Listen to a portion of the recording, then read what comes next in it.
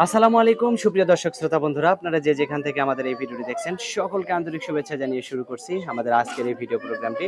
দেখতে পাচ্ছেন ক্যামেরার সামনে নিয়ে এসেছি একটা পর্দাসীন রূপবতীকে, তার কথাগুলো আপনাদের সামনে তুলে ধরবো। চলুন শুনে আসা যাক এই পর্দাসীন রূপবতী মিষ্টি আপুর কথাগুলো।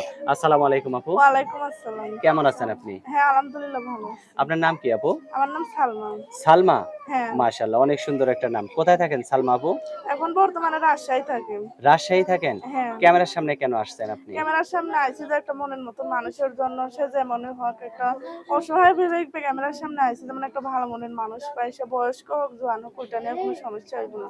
সে এই একটা ভালো। ক্যামেরাতে আসার আগে কি আপনার বিয়ে শাদী হয়েছিল? না, আমার কখনো বিয়ে শাদী হয় নাই। তাহলে এখন ক্যামেরার সামনে আসছেন, আপনার এলাকায় লোকজন নাই বিয়ে বসার মতো? ক্যামেরার সামনে আসি ভাই, সৎ মার্কারা থাকে, অনেকটা কষ্ট জ্বালা যন্ত্রণা হয়, মানুষ যৌতুক চায়, সৎ মার্কার যৌতুক দিয়ে বিয়ে করে।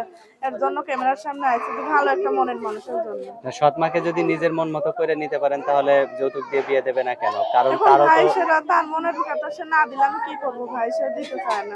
এখন আপনি যে ক্যামেরার সামনে আসছেন, আপনাকে যে মানুষ যদি বিয়ে করতেছে আপনার মুখটা তো কেউ দেখলো না, মুখটা সে যদি দেখানো। ভিডিও কলে আসে, আমার তো টাচ মোবাইল নাই ভাই, সে যদি আমার একটা কিনা দেয়, কি আমার একটা টাচ মোবাইল দেয়, তাহলে আমি অবশ্যই তারে দেখাইবো। যদি তাকে আপনি ফাঁকি দেন? কিসের জন্য ফাঁকি দিব? সে যদি আমার পাশে থাকে আমি কখনো তারা ফাঁকি দিব না। কখনোই ফাঁকি দিবেন না?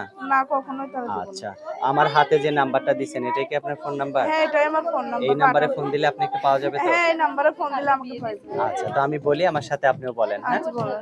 0177 0177 35 35 44 44 5 5 34।